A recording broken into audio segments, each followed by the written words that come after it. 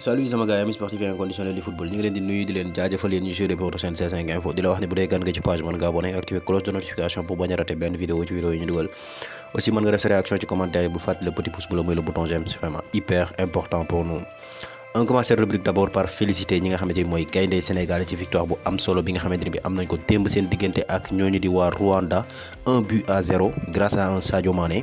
un excellent Sadio Mané donc Sadio Mané donc moom mi nga xamante ni bi nag mooy le sauveur des Lions il arrive toujours à faire la différence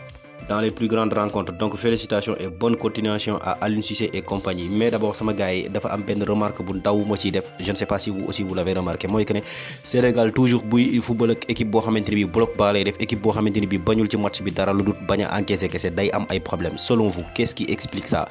même bu fekkee avec l'arrivée de Pape Matar Sarr ci milieu de terrain bi on a remarqué un peu d'animation offensive que ne mi ngi dox normalement mais quand même on n'arrive pas à concrétiser nos occasions et que franchement bi day am toujours du mal à briser la lame défensive de équipe bi nga xamante ni bi day défendre toujours te match bi du ci bañ dara lu dul bañ a encaisser donc amis sportifs et inconditionnels du football quelle est la solution pour Aliou Cissé franchement parce que ça fait un peu plus de temps bi mu yoree équipe bi ak léegi mi ngi bëgg a yàgg te ba tey cette erreur reste la même donte bu dee nag am na ay changements yu bëri et que il a réussi tout son parcours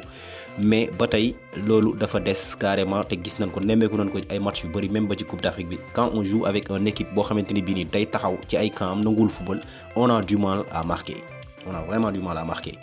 donc nag réponse dans les commentaires. dañuy commencer rubrique mercato bi nag ak bourde boobu nga xamante ni bi am na foofu ca FC Barcelone parce que ñoom kat ginnaaw bi nga xamante ni bi nekk nañ ci mercato bi di lijjanti ay joueurs dafa mel ni le plus important dañ ko fàtte muy li nga xamante ni mooy prolonger joueurs yi nga xamante ni bi am na leen foofu ca biir équipe bi on parle cette cas yi kaaw ko nga xam ne mooy Gavi la ñuy wax parce que ginnaaw bi nga xamante ni bi ñoom waa Barça daje nañ ak clan ko nga xam ne mooy Gavi ba def seeni waxtaan ba pare dañoo fàtte woon a yónnee li nga xamante ni mooy proposition de contrat bi muy un contrat de bonne et due forme xamle li nga xamante ni bi mën nañ ko une bonne fois pour toutes donc nag loolu naqari woon waa clan Gavi trop naqari leen trop sax mais bi Barça demee ba rendre ci compte aussi envoyé nañ leen benn mail pour di leen jégalu donc c'est du manque de professionnalisme de la part des Barcelonais carrément donc ba tax na nag ñooñu nga xamante ni bi mooy clan wu Gavi ñoom répondre gut ci lenn ci loolu nga xam ne mooy proposition de contrat boobu ñëw et que le joueur cherche même à écouter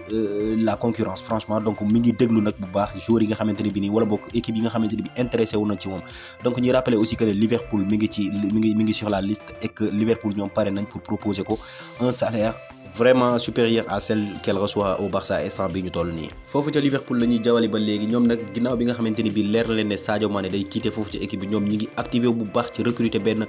attaquant boo xamante ni bii da koy remplacer donc nag selon média portugais boobu nga xam ne mooy Record donc ki nu gis pour remplacer ko du kenn ku du Darwin Núñez buteur uruguayen boobu nekk foofu nga xam ne mooy ca Benfica Lisbonne donc nag Liverpool nag teg na ci table ji 100 millions d'euros oui 100 millions d'euros pour remplacer ki nga xamante ni mooy Sadio Mané et vraiment ku nga xam ne mooy Darwin Núñez aussi c'est un très bon attaquant. Bon, je dirais que il n'est pas à la hauteur de kooku di Sadio Mané wala boog yëgul Sadio Mané ci wee mais c'est un très bon attaquant moom mi nga xamante ni bii nag il est courtisé par le Real de Madrid ak aussi équipe boobu di Bayern Munich dinañ ci ñëw léegi donc nag mën nañu jàpp ne prix bi dana jóge foofu mais carrément si bu ko Liverpool jëndee 100 millions d'euros ce sera le joueur le plus cher de l'histoire du club.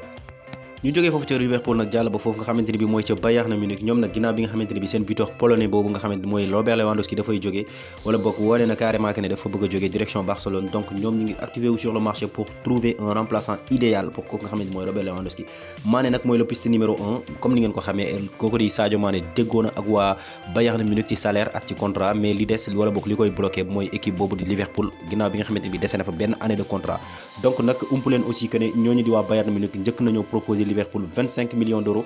plus bonus 5 millions donc muy 30 millions d'euros mais Liverpool dafa rejeté woon loolu nga xam ne mooy offre bi ba tey ñoom tamit yóbbu nañ beneen proposition de contrat buy 35 millions d'euros hors bonus mais Liverpool réclame instant bii ni ñu toll nii 45 voire 50 millions d'euros pour mën a bàyyi Sadio Mané mu jóge ci club bi donte bu dee nag ñoom ñu ngi koy wutal benn remplaçant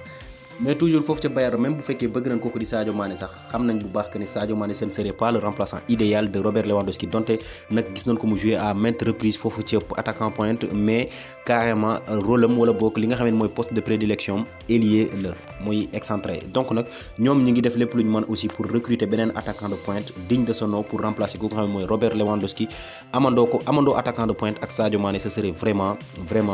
exceptionnel pour eux et les noms cités sont kooku di Sébastien Haller bi nga xamante ne bi moo nga ci Ajax Amsterdam, Darwin Nunez bi nga xam ne Liverpool fay na ci 100 millions d'euros, donc la concurrence sera rude de sa part. Mais aussi un autre nom est cité muy kooku di Victor Osimhen mi nekk foofu nga xam ne mooy ca Naples du international nigérien. Donc nag mais le problème est que Naples réclame loolu nga xam ne mooy 100 millions d'euros. Naples nag 100 millions d'euros lay laaj pour bàyyi buteuram boobu mu jóge fa. Donc nag faut savoir que kooku di Victor Osimhen aussi joueur bu bëri talent la mën a dugal lool, mais tamit concurrence bi moo tax parce que équipe bu mel ni Manchester United bëgg na ko, équipe bu mel ni Newcastle aussi bi nga xamante ne bi mi ngi promettre def benn mercato bu extraordinaire bëgg na ko, mais aussi Chelsea bi nga xamante ne bi bëgg na remplacer kooku di Romelu Lukaku nga xamante ne bi dañ ko war a aale foofu ci Inter de Milan aussi bëgg na ko pour remplacer kooku xam ne mooy Romelu Lukaku. Mais ba tey foofu ca Bayern du Lewandowski des doo nga fa bëgg a jógee parce que kooku di Serge Gnabry aussi après proposition de contrat yi ñu ko tegal yëpp da leen a rejeté, da leen a bañ carrément, te moom tey def na li nga xamante ni bi mooy ab taxaw seetlu ci carrière am ginnaaw bi nga xamante ni bi ñooñu di journalistes yi posé nañ koy question ci la foo bëgg a dem, moom xamle na carrément que ne en tout cas décidé gul pour dem fenn. Mais tamit benn journaliste laaj na ko ndax yow boo demee Espagne fan nga bëgg a njëkk a visiter, mu ne moom Santiago Bernabéu lay njëkk a visiter. Donc nag ça reste une signe pour ñooñu nga xamante ni bi ñooy waa Real Madrid ñu xam que ni kooku di Serge Gnabry moom Real Madrid la bëgg a dem. Donc dossier aussi reste à suivre aussi parce que équipe boobu di Arsenal aussi kooku di Gnabry intéressé woon na ko trop, même bu dee instant bi ñu toll ni Real li ko gën a soxal mooy finaliser accord kooku nga xamante ni mooy Aurélien Tchouameni mi nekk foofu ca Monaco. D'abord d'ailleurs sax ci dossier boobu la ñuy rebondir parce que kooku di Aurélien Tchouameni déjà presque mën nañ ne joueur Real Madrid la parce que un accord a été trouvé entre le Real de Madrid ak AS Monaco, donc un accord nag qui sera officiel d'ici quelques jours. Donc nag on parle de 100 millions d'euros bonus conclu, bonus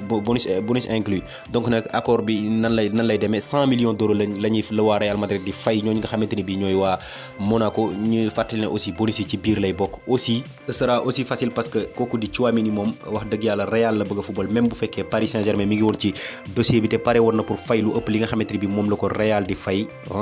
comme salaire, mais il a préféré le Real Madrid contrairement aux joueurs au natif de Bondy muy kooku di Kylian Mbappé. Donc nag sama gars yi amis sportifs inconditionnels du football lii la leen loon tey seen chaîne C5 Info di la wax toujours ne bu dee gan nga ci page mën nga abonné nga activer cloche de notification pour bañ a rater benn vidéo yi ñu dugal.